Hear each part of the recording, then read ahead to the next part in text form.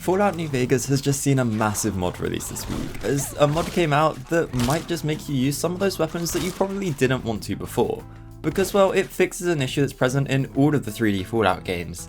Yeah, even Fallout 4 and 76 haven't addressed this issue, and we can only hope that Starfield doesn't carry on this trend. The mod New Vegas True Scopes is going to completely eliminate that scope overlay, allowing you to aim down sights without it fading to black, because in the vanilla game, it can kind of feel clunky using a scoped weapon, especially those like the Boza and All American. Now using a scope with this mod installed magnifies only what you can see in the reticles, so you keep all of that peripheral vision while still getting that added zoom, and the best part is, it even works with night vision.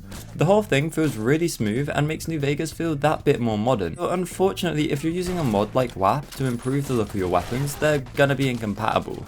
That is of course unless you pick up the patch. Now unfortunately this mod does have some issues with New Vegas Reloaded, with some of the effects like shadows not being visible through the scope, but to be honest these minor visual issues are worth it to be able to see through your scopes. Overall this is a really nice mod and it will make your weapons feel that much nicer to use.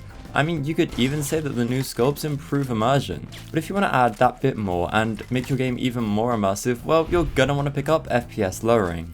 What this mod is going to do is dynamically lower your weapon in different scenarios, so like when close to a wall looking at an NPC or when detected by one. This works seamlessly and adds those subtle interactions between the player and the rest of the game world that make you feel that much more immersed. Now you can configure this mod in the UX toolkit to change things such as the lowering system to either a hotkey, or automatic, which is sort of a hybrid between the hotkey and complex options, so you can press or hold the key to lower your weapon and it will automatically raise for a couple of seconds when performing an action. Or you could choose complex, which is the best option if you really want to feel immersed, as choosing this option your weapon's going to enter different lowering states depending on the situation you're in.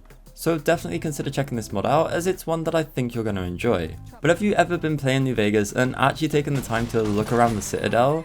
It looks okay, right? Until you notice that the massive orange screen doesn't actually emit any light. The same thing goes for those apparently glowing Nuka-Cola bottles, and even the lamps at Big Mountain don't glow.